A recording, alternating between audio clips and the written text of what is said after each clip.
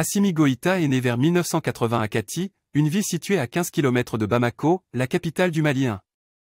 Il est le fils d'un officier des forces armées maliennes, qui a été directeur de la police militaire 2.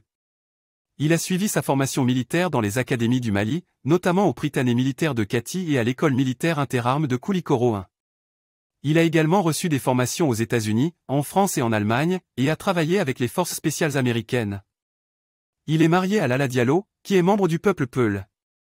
Il a le grade de colonel et il est le chef du bataillon autonome des forces spéciales, BAF, l'unité d'élite de l'armée malienne. Il a été confronté à l'insurrection djihadiste au Mali, notamment dans le centre du pays, où il a dirigé les opérations des forces spéciales. En 2018, il a rencontré Mamadi Doumbouya, le chef du coup d'État en Guinée, lors d'une session de formation organisée par l'armée américaine au Burkina Faso, réservée aux commandants des forces spéciales de la région. Il est le leader du Comité national pour le salut du peuple, CNSP, un groupe de militaires qui a renversé le président élu Ibrahim Boubacar Keïta lors du coup d'État du 18 août 20201. Il a justifié le coup d'État par la crise politique, sécuritaire et sociale que traversait le Mali, ainsi que par la corruption et la mauvaise gouvernance du régime de Keïta. Il s'est engagé à organiser des élections pour restaurer un pouvoir civil dans un délai de 18 mois, sous la pression de la Communauté économique des États de l'Afrique de l'Ouest, CEDEAO, qui a imposé des sanctions au Mali après le coup d'État. Il a accepté de nommer Bah Ndao, un ancien colonel et ministre de la Défense, comme président de la transition, et Mokhtar Ouane, un ancien ministre des Affaires étrangères, comme Premier ministre. Il a été nommé vice-président de la transition le 21 septembre 2020, avec comme prérogative la défense et la sécurité. Il a supervisé la signature d'une charte de la transition, qui fixe les principes et les organes du processus devant conduire à des élections démocratiques en février 2022.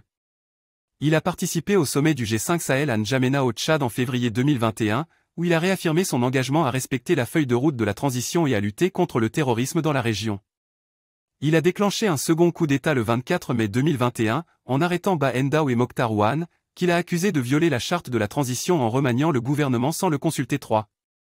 Il s'est autoproclamé président de la transition le 26 mai 2021, après avoir obtenu la démission forcée de Bah Ndao et Mokhtar Ouane. Il a été investi comme président de la transition par la Cour constitutionnelle le 28 mai 2021, qui lui a confié la mission de conduire le processus transitoire à son terme 4.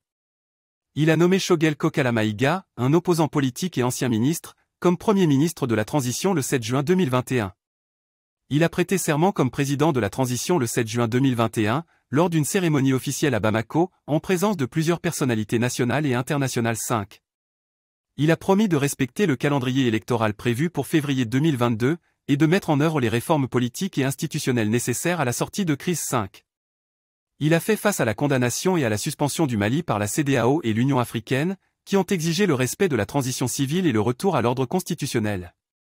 Il a reçu le soutien de la France, qui a maintenu sa coopération militaire avec le Mali malgré le coup d'État, mais qui a annoncé la fin de l'opération Barkhane au Sahel. Il a rencontré le président français Emmanuel Macron à Paris le 29 juin 2021, lors d'un sommet sur le financement des économies africaines, où il a sollicité l'appui de la France pour la réussite de la